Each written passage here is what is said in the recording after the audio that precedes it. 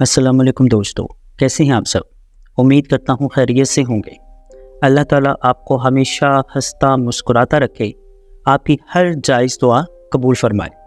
अल्लाह आपको तमाम दुख तकलीफ़ और परेशानियों से महफूज रखे और कभी भी किसी का मोहताज ना करे।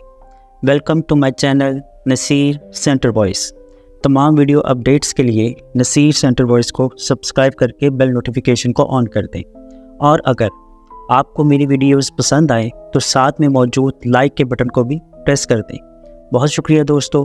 बढ़ते हैं आज की स्टोरी की तरफ। नौरीन को बहुत ही खौफ महसूस होता जब भी वो बाथरूम में जाती। कुछ दिनों से इसे ऐसा महसूस होता था जैसे वहाँ पर इसके अलावा भी कोई है जो इसको बहुत गौर से देख रहा है। नौरीन के 2 बच्चों और शौहर के अलावा इसके घर में इसकी सास भी थी जो कि बहुत अच्छी थी। नौरीन बहुत सुघड़ और सलीकामंद लड़की थी। कढ़ाई सिलाई बहुत अच्छी जानती थी और किचन के हर काम में माहिर थी।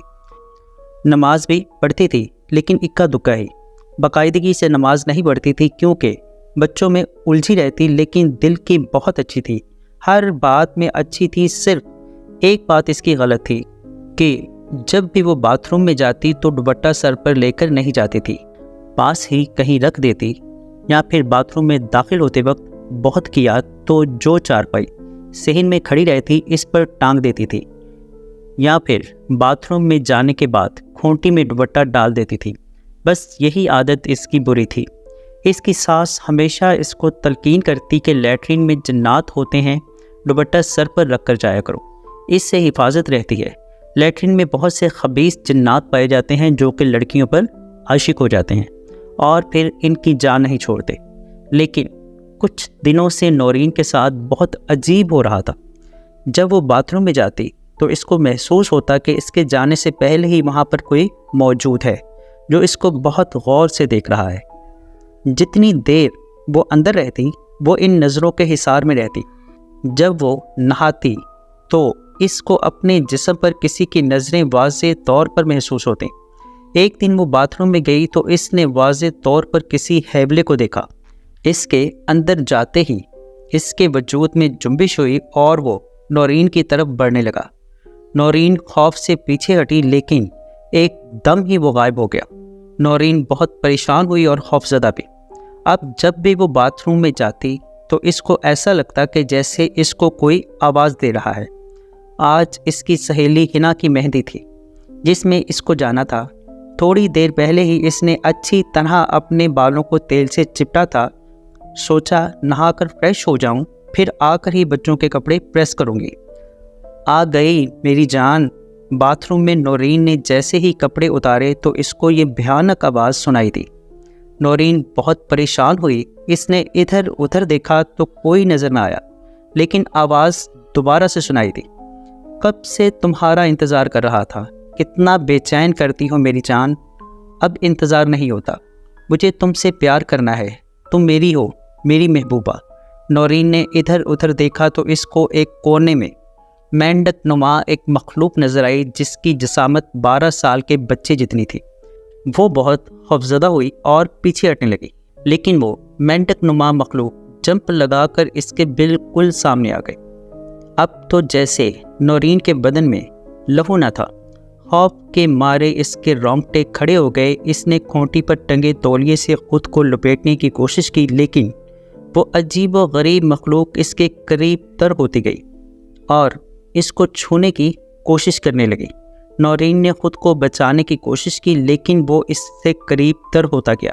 अब तो नौरीन दिल ही दिल में खुदा को याद करने लगी और दरवाज़ा खोलने की कोशिश करने लगी।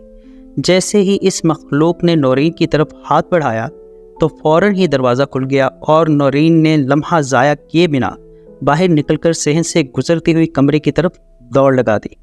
पीछे इसको एक भयानक कहकहा सुनाई दिया, कब तक बचोगी मेरी जान, मेरी महबूबा, तुम्हें तो मैं छोड़ूंगा नहीं, तुम मेरी हो। कमरे में जाते ही नौरीन ने दूसरा सूट बदला, पीछे मुड़कर देखा तो कोई नहीं था, तो इसकी जान में जान आई। लेकिन वो शाम तक इसके बारे में सोचती रही। वसीम और अम्मा जी के आने के बाद भी वो गुमसुम रही।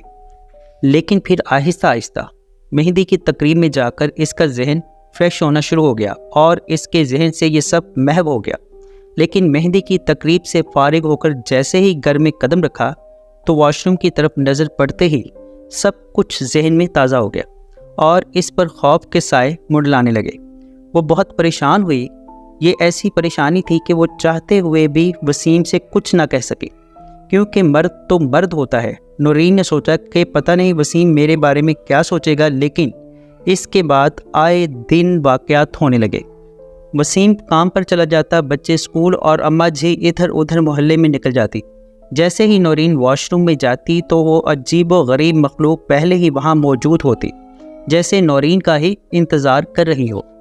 اب تو نورین نے واش روم میں جانا بہت ہی کم کر دیا تھا، ڈر کے مارے۔ اس کو خوف آتا تھا، لیکن کب تک؟ یہ تو فطری ضرورت ہے، جانا ہی پڑتا ہے۔ لیکن اب اس مینڈک نما مخلوق نے نورین کے ساتھ دست درازی شروع کر دی تھی۔ وہ کہتا تھا تم میری محبوبہ ہو، تم میری بیوی ہو، میری ملکیت ہو، میں تمہارے ساتھ جو چاہے کروں، جب تک چاہے کروں، جب تک تم سے چاہوں جنسی تسکین حاصل کروں، مجھے تم سے کوئی بھی نہیں روک سکتا۔ اور اس مینڈک نما مخلوق نے صرف ایسا کہا ہی نہیں بلکہ کیا بھی۔ اب تو جیسے ہی وہ نورین کو اکیلا پاتا وہ اپنا گندا کھیل شروع کر دیتا۔ نورین بہت گمسم رہنے لگی۔ اس کے شوہر وسیم نے بار بار پوچھا کہ کیا بات ہے، لیکن وہ بتا نہیں سکی۔ اس کو ایک خوف تھا کہ اگر وہ اس کو ساری بات بتائے گی تو پتہ نہیں وہ اس پر یقین کرے گا یا نہیں، یا وہ اس کو غلط اور بدچلن نہ سمجھے۔ اس خوف سے وہ اس کو کچھ بتا نہیں سکی۔ وہ اندر ہی اندر گھلنے لگی اور پریشان رہنے لگی، جس کی وجہ سے اس کا چہرہ دن بدن پیلا پڑنے لگا۔ اس کے ساتھ اتنے سالوں میں کبھی ایسا نہیں ہوا تھا۔ نورین بہت شوق اور چہچہانے والی لڑکی تھی۔ اس کے ایک دم سے خاموش ہونے پر پورے گھر میں جیسے سناٹا چھا گیا۔ ایک عجیب کسی کیفیت سے وہ لوگ گزر رہے تھے۔ اب تو نورین کو وہ مخلوق ہر جگہ نظر آنے لگی، جس کو دیکھتے ہی نورین ایک دم سے خوفزدہ ہو کر اپنے آپ کو سمیٹنے لگتی۔ جیسے جیسے وہ مخلوق قریب آتی، نورین خوفزدہ ہو کر چیخیں مارنا شروع کر دیتی۔ اب تو گھر کا ماحول بہت ہی زیادہ پریشان کن ہو گیا تھا۔ وسیم اور اس کی ماں بہت زیادہ پریشان رہنے لگے تھے اور انہوں نے یہی سوچا کہ کسی عامل یا پیر بابا کی مدد لی جائے، اور اس کے لیے انہوں نے اپنے مرشد پیر بابا جلال الدین صاحب سے رابطہ کیا۔ بابا جی نے ان سے وعدہ کیا کہ وہ جمعرات کے دن ضرور ان کے گھر آئیں گے اور اللہ کے فضل سے ان کی پریشانی کو دور کر دیں گے۔ جمعرات کے دن صبح 9 بجے وعدے کے مطابق بابا جی ان کے گھر پہنچ گئے، جن کو دیکھتے ہی نورین کے چہرے پر ایک خوف کا سایہ منڈلانے لگا کہ پتہ نہیں اب کیا ہونے والا ہے۔ لیکن وسیم نے اس کا ہاتھ دبا کر اس کو تسلی دی کہ کچھ نہیں ہوگا، پریشان نہ ہو۔ بابا جی صحن میں بچھی ہوئی چارپائی پر بیٹھ گئے، باقی 2 چارپائیوں پر اماں جی اور وسیم بیٹھ گئے۔ ساتھ ہی پنکھا چل رہا تھا جس کے پاس نورین کھڑی تھی۔ برسات کے دن تھے، اس لیے کبھی کبھی سورج کی لکا چھپی ہو جاتی۔ صبح کے ٹائم ویسے بھی موسم ٹھنڈا ہی رہتا تھا۔ نورین نے بابا جی کو چائے بنا کر دی، جس کو پینے کے بعد انہوں نے پیالی نورین کے ہاتھ میں پکڑی ٹرے میں رکھی، جس کو کچن میں رکھنے کے لیے نورین باتھ روم کے پاس سے گزرنے لگی تو اچانک ہی باتھ روم کا دروازہ بجا۔ نورین خوفزدہ ہو کر 2 قدم پیچھے ہٹ گئی۔ اچانک ہی دروازہ کھلا اور ایک عجیب و غریب ہاتھ نمودار ہوا اور نورین کا بازو کھینچ کر اندر کی طرف لے گیا۔ کیوں بے چین کرتی ہو میری جان؟ کتنی بار کہا ہے تمہارے بغیر میرا گزارا نہیں، کیوں اتنا تڑپاتی ہو؟ نورین تڑپ کر اس کی گرفت سے نکلی اور بجلی کی سی رفتار سے باہر آ گئی۔ اس کے پیچھے ہی اس مینڈک نما مخلوق نے دروازہ کھولا اور بابا جی کو دیکھ کر استہزائیہ انداز میں ہنسنے لگا۔ ابے تو کیا کرنے آ گیا ہے ہمارے بیچ؟ یہ میرا اور میری محبوبہ کا معاملہ ہے، تو یہاں سے چلا جا۔ بابا جی غم و غصے سے اس کی طرف دیکھ رہے تھے۔ خبیث، اپنی اوقات میں رہ، کیوں اپنی اوقات سے باہر ہوتا جا رہا ہے؟ اس بچی کا پیچھا چھوڑ دے، کیا بگاڑا ہے اس نے تیرا؟ کیوں اس کے پیچھے پڑا ہے؟ ہا ہا ہا، مینڈک نما مخلوق کہے لگانے لگی۔ کیسے چھوڑ دوں اس کا پیچھا میں؟ میری بیوی ہے یہ، کیا بکواس کرتا ہے مردود؟ بکواس نہیں کر رہا، سچ کہہ رہا ہوں۔ یقین آئے تو اس کے اندر میری خوشبو سونگھ لو، خود پتہ چل جائے گا کہ میں سچ کہہ رہا ہوں یا جھوٹ۔ پیر صاحب نے منہ ہی منہ میں کچھ پڑھنا شروع کیا۔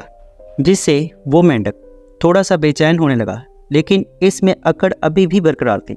वो कहता था, नौरीन को किसी सूरत नहीं छोड़ेगा, ये मेरी महबूबा है।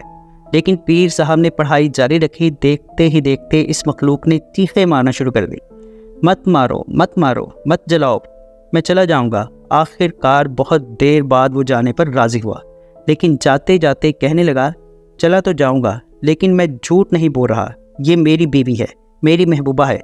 बाबा जी ने गैज़ व गज़ब से इसकी तरफ देखा और फिर कुछ पढ़कर पानी के गिलास पर फूंक मारी जो इनके हाथ में था, और वो पानी इस अजीब व गरीब मखलूक पर छिड़क दिया। पानी गिरने की देर थी इस पर, वो मखलूक ऐसे गायब हुई जैसे इसका कोई वजूद ही नहीं था। तो बाबा जी ने सुकून का सांस लिया और नौरीन के सर पर हाथ फेरा और कहा, बेटा परेशान मत होना, वो कभी नहीं आएगा। अम्मा और वसीम अभी भी ताज्जुब से खड़े हैरत ज़दा थे कि ये सब क्या मामला है। इनकी समझ में कुछ नहीं आ रहा था कि ये कौन है और नौरीन को ऐसा क्यों कह रहा था।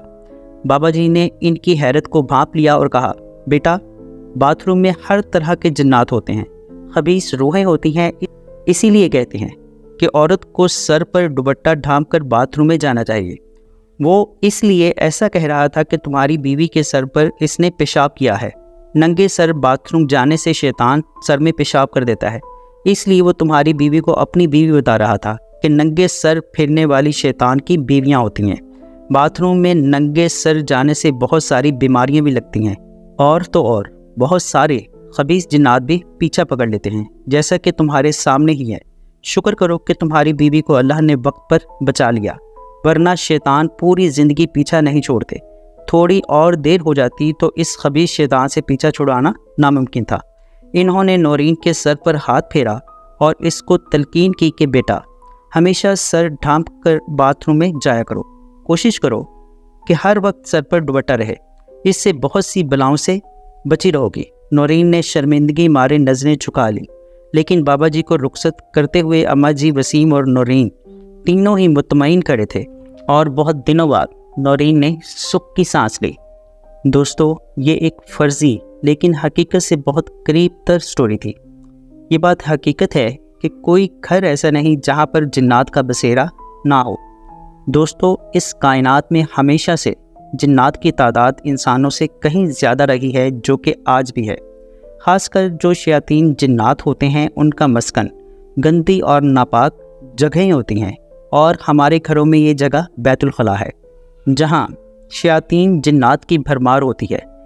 इसीलिए हजूर नबी अकरम सल्लल्लाहु अलैहि वसल्लम ने तमाम मोमिनीन को बैतुल खला जाने से पहले मखसूस दुआ पढ़ने का हुक्म दिया, ताकि हम इन शयातीन जिन्नात की शर से महफूज रह सकें। ख़ासकर हमारी माएँ, बहनें और बेटियाँ, इन्हें हमेशा बैतुल खला जाने से पहले अपने सरों को अच्छी तरह ढांप लेना चाहिए, और बिला ज़रूरत कपड़ों को बैतुल खला में देर तक नहीं छोड़ना चाहिए। हमारी तमाम माँओं, बहनों और बेटियों को इन तमाम बातों का एहतमाम करना चाहिए। अल्लाह करीम हम सबका हामी व नासिर हो। दोस्तों, कैसी लगी आपको स्टोरी? कमेंट बॉक्स में अपनी राय का इजहार ज़रूर कीजिएगा। साथ में मौजूद लाइक के बटन को भी प्रेस कर दीजिएगा। अपना और अपने घर वालों का बहुत सा ख्याल रखिएगा। मिलते हैं किसी और खौफनाक स्टोरी में, तब तक के लिए अल्लाह हाफिज़।